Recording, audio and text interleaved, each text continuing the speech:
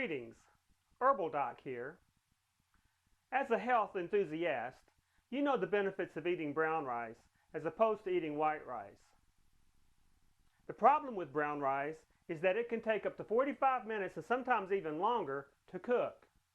Well, I'm going to show you a way to cook brown rice today that will take 1/3 the time.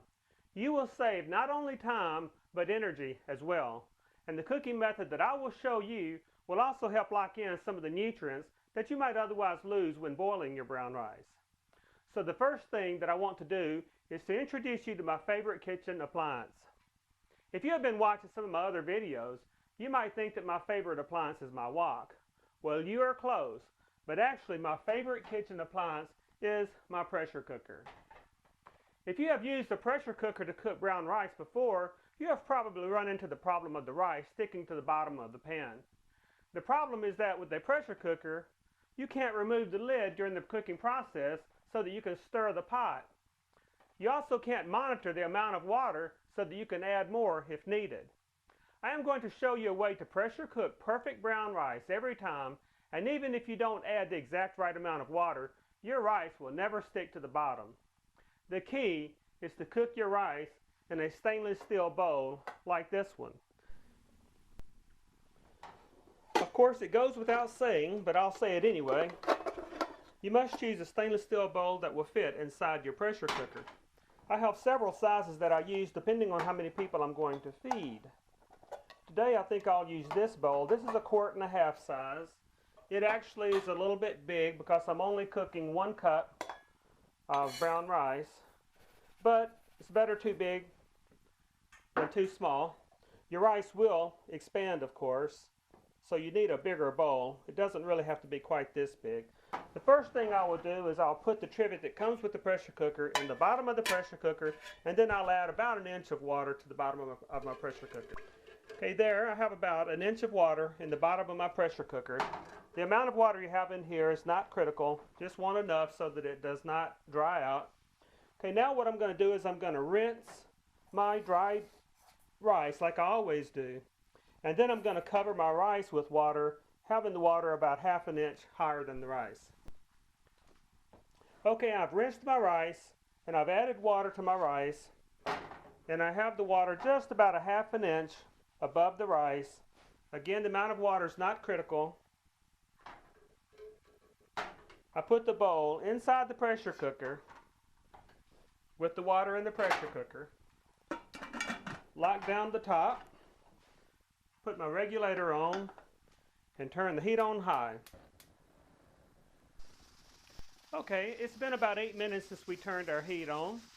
As you can see, the indicator has popped up indicating that the pressure is up. Our regulator is rocking vigorously. At this point, we'll set our timer for 15 minutes because you want to start your timer when the regulator starts rocking. We'll turn the heat down.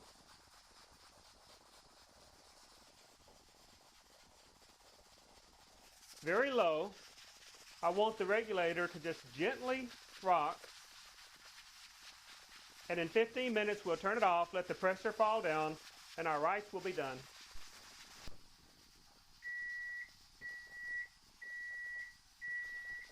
Okay, there goes our timer. It's been 15 minutes since we reached pressure. We'll turn off the stove.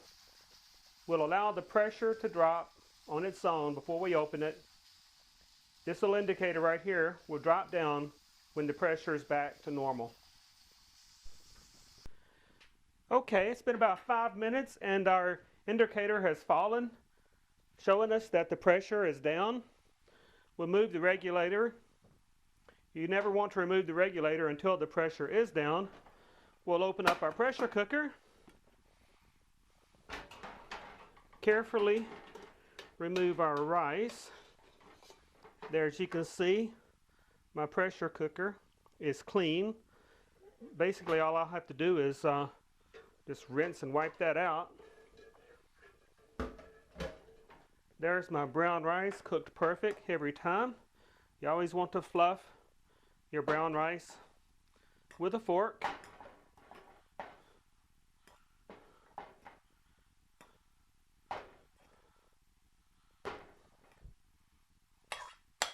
And there you have it. Perfect brown rice every time. Pressure cookers were the microwave ovens of our grandparents and great-grandparents' day because they allowed them to cook foods in about 1/3 the time it normally took. Now, if you decide to buy a pressure cooker, there are basically two types that you can get. You can get a pressure cooker made out of aluminum or one like this one made out of stainless steel.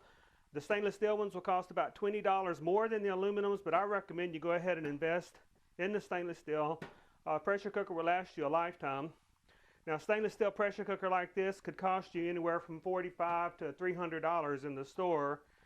However, I see them at estate sales all the time for anywhere from $2 to $10, with the average being about $5 or $6. And the ones I see in estate sales generally are just as good as new.